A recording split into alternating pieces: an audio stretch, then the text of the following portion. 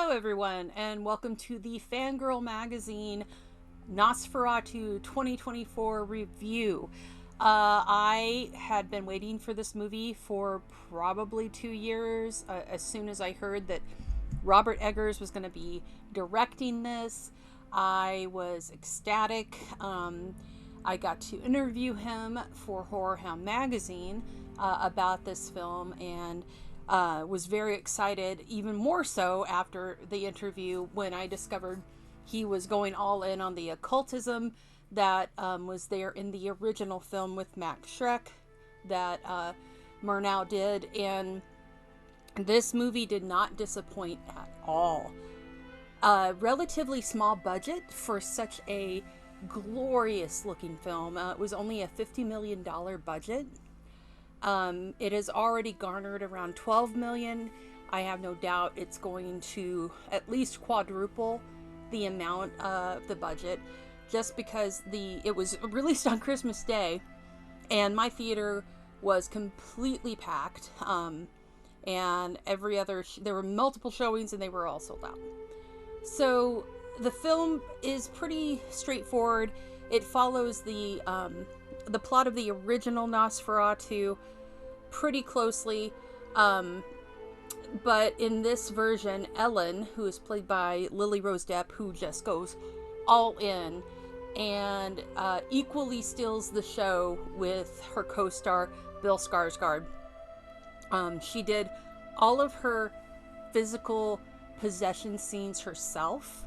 This was all her. She went for it, a la Isabelle Adjani in Possession. she went for this. So in this, Ellen really is the catalyst that brings Orlok to their place in Germany. If you go by what is said in this film, it is Ellen who summons Orlok because she is alone and she wants company. She's an epileptic. She's got melancholy, and so younger her stirs Orlok. So after this, she meets her husband, who is played by the always amazing Nicholas Hoult, who, funnily enough, just played Renfield a year ago. So he's knocking it out with the horror films. But her husband Thomas is your John Harker in this film, and so he goes off after being told by his very, very creepy employer Herr Knock, who, oh my God, this guy goes, woof, goes off to bring Orlok to Germany, and sells him a home, quote unquote. So it follows pretty closely to that storyline in Dracula of Jonathan Harker going to bring Count Dracula to London. But here, Germany, a la Nosferatu, instead of a Lucy, you have the wife, Anna Harding, played by Emma Corrin, and Aaron Taylor Johnson plays Friedrich Harding, her husband.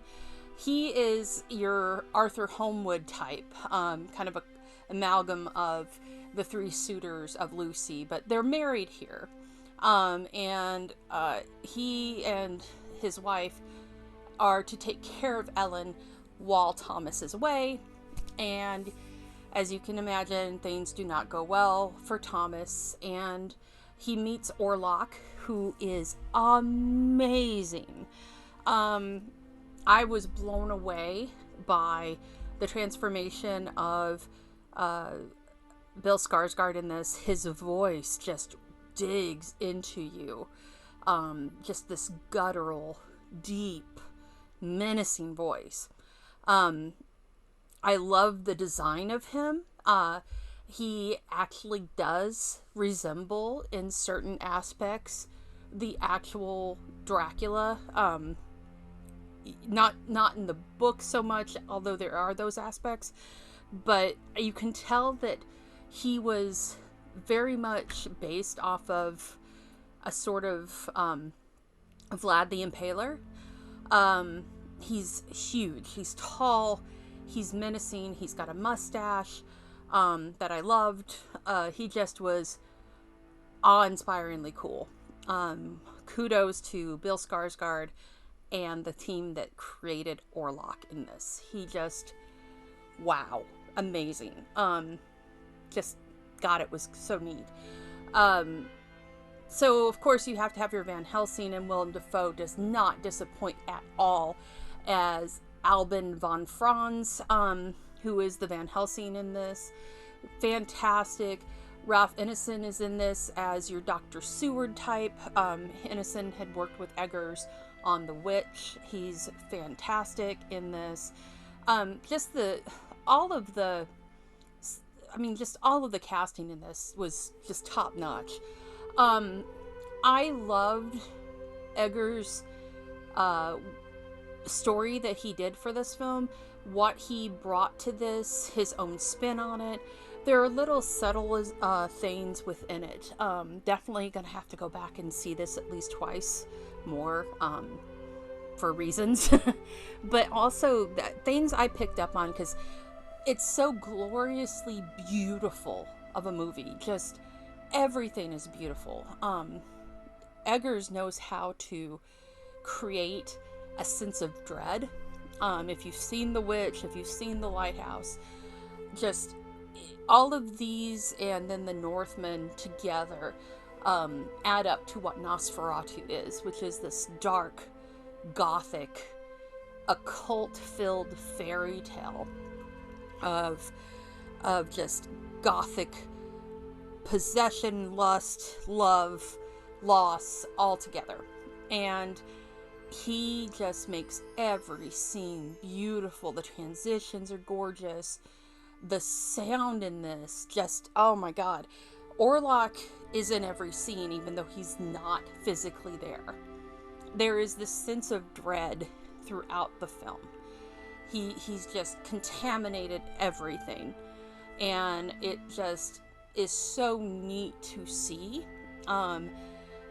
that happen and how this affects the characters as they slowly lose themselves more and more.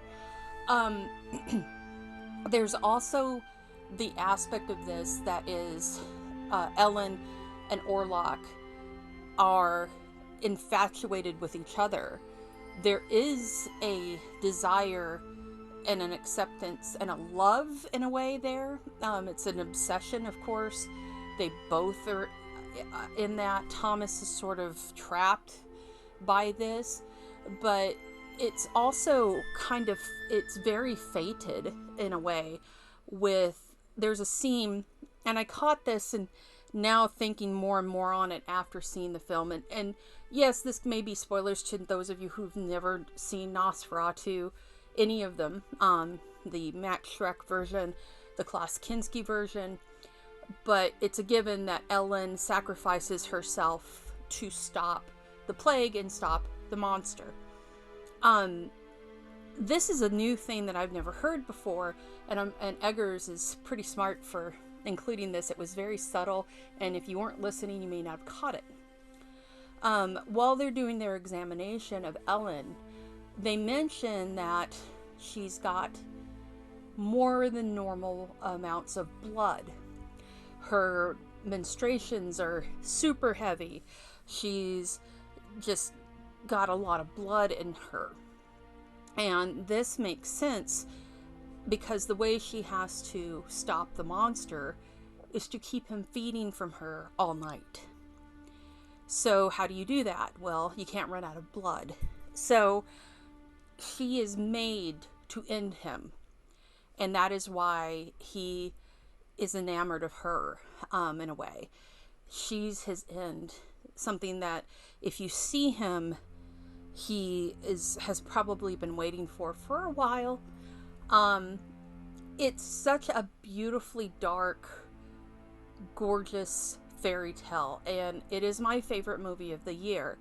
Eggers was made to make this film. He has been in love with this story for a long time.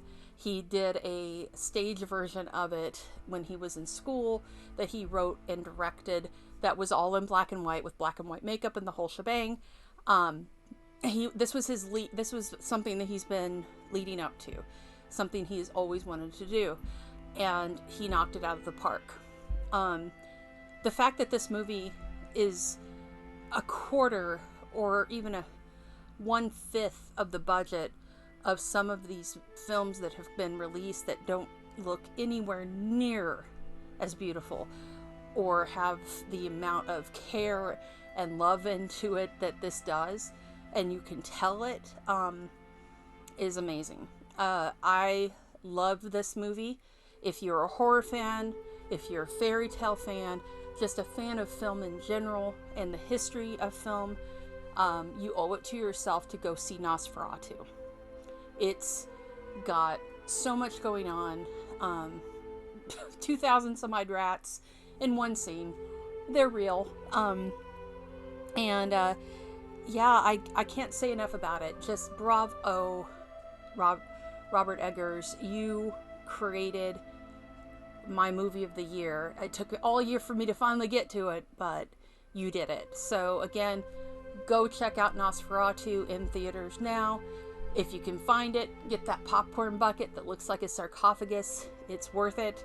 I'm going to go see this probably 2 more times in the theater. Definitely going to buy this on Blu-ray. So thank you. Viva Orlok, everybody.